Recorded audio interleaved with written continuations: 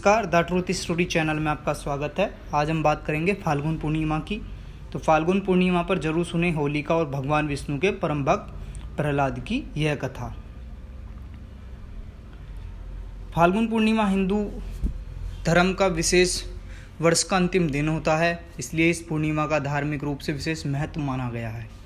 इस दिन होली का दहन करना भी परंपरा है। फाल्गुन पूर्णिमा पर कई लोग व्रत भी रखते हैं। इस दिन विधि विधान रखने और होली का दहन करने से व्यक्ति के जीवन की सभी परेशानियों का अंत हो जाता है। तो आइए जानते हैं होली का दहन की पावन कथा। फाल्गुन पूर्णिमा की व्रत कथा। महर्षि कश्यप की पत्नी और दक्ष पुत्री दिति के गर्भ से हिरण्यकश्यप और हिरण्याक्ष का जन्म हुआ। दोनों ही भाई बहुत बलशाली थे। दोनों ने देवताओं को पराजित करके स्वर्ग पर अधिकार कर लिया। उनके अत्याचार से देवलोक में हाहाकार मच गया। तब भगवान विष्णु ने वराह अवतार लेकर हिरण्याक्ष का वध कर दिया। अपने भाई की मृत्यु से क्रोधित हिरण्यकश्यप भगवान विष्णु को अपना शत्रु मान बैठा।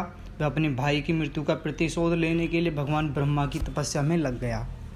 उधर हिरण्यकश्यप की अनुपस्थिति में देवताओं ने दैत्यों पर आक्रमण करके स्वर्ग पर पुनः अपना अधिकार जमा लिया। हिरण्यकश्यप की पत्नी कयादु उस समय गर्भवती थी, जिसे देवराज इंद्र ने बंदी बनाकर अमरावती ले जा रहे। तभी मार्ग में उन्हें देवऋषि नारद मिल गई। नारद जी ने इंद्र से पूछा, हे देवराज, आप इसे लेकर कहाँ जा रहे हैं? तब इंद्र ने कहा, हे देवऋषि, कयादु गर्भवती है। इसके गर्भ में हिरण्यकश्यप की दुष्ट आत्मा का अंश है, जिसका वध करके मैं इसे छोड़ दूंगा। इस पर देवऋषि नारद जी बोले, इसके गर्भ में तो श्री नारायण का परम भक्त पल रहा है। नारद मुनि की यह बात सुनकर देवराज इंद्र ने कयादु को छोड़ दिया। फिर देवऋषि नारद हिरण्यकश्यप की पत्नी को अपने आश्रम ले आए और बोले, जब तक हिरण्यकश्यप की तपस्या पूरी नहीं हो जाती तुम आराम से यहाँ रह सकती हो। तब से कयादु देवऋषि नारद के आश्रम में रहने लगी और उनके दिव्य प्रवचनों का रसपान करती रही। इसकी गर्भ में पल रहे शिशु पर बहुत गहरा प्रभाव पड़ा। कुछ समय बाद कयादु ने एक पुत्र को जन्म दिया, जिसका नाम प्रहलाद रखा गया। इधर हिरण्यकश्यप ने अपनी तपस्या पूरी कर ली और प्रसन्न होकर ब्रह्मा जी ने उसे मनोवांछित वरदान दिया। इसके बाद वो अपने राज्य वापस लौट आया। कयादु भी प्रहलाद को लेकर अपने पति हिरण्यकश्यप के पास आ गई। प्रहलाद जब थोड़े बड़े हुए तो उनकी शिक्षा का प्रबंध किया गया। कहते हैं, एक दिन जब हिरण्यकश्यप ने अपने समस्त मंत्रियों के साथ बैठे हुए थे, तभी प्रहलाद अपने गुरु के साथ वहाँ आए और पिता को प्रणाम किया। ये सब देखकर हिरण्यकश्यप अति प्रसन्न हुए और बोले, वत्स प्रहलाद, तुमने अब तक की शिक्षा के दौरान कौन से सबसे अच्छी बात सीखी? कृपया मुझे बताओ। प्रहलाद ने कहा, पिताश्री, मैंने अब तक सबसे अच्छी बात यह सीखी कि जो आदि मध्य और अंत से रहित है, अजन्मा है, जगत के पालनहार हैं, दीन दुखियों के स्वामी हैं, उन श्री हरि को मैं बारंबार प्रणाम करता हूँ।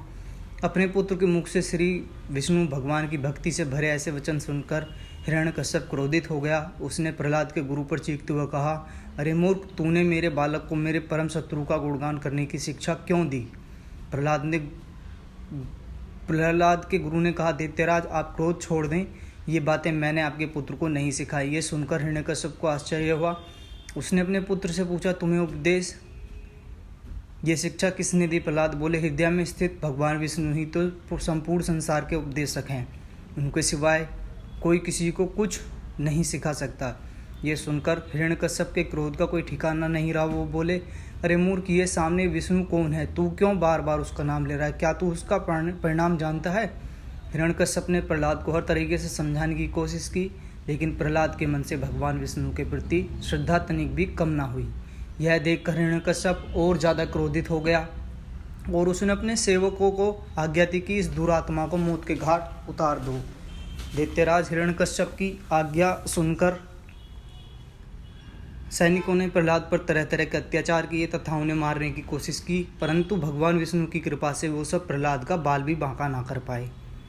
हिरण्यकश्यप ने अंत में अपनी बहन होलिका को आदेश दिया कि वह प्रहलाद को गोद में लेकर अग्नि में बैठ जाए, क्योंकि होलिका को ऐसा वरदान था कि अग्नि से उसे कोई हानि नहीं होगी। अपने भ्राता के कहे अनुसार होलिका भक्त प्रहलाद को अपनी गोद में लेकर अग्नि में बैठ गई। वहीं प्रहलाद हाथ जोड़कर निरंतर प्रभु ध्यान में मग्न रहे और नारायण नारायण करते रहे। हरि कृपा से प्रहलाद बच गए, किंतु होलिका उसी आग में जलकर भस्म हो गई। इसीलिए हम होलिका दहन का पर्व मनाते हैं, क्योंकि नकारात्मक ऊर्जा जितनी भी ब्रह्मांड में रहती है वो सब होलिका दहन के दिन जलकर भस्म हो जाती है और सकारात्मक ऊर्जा का संचार होता है।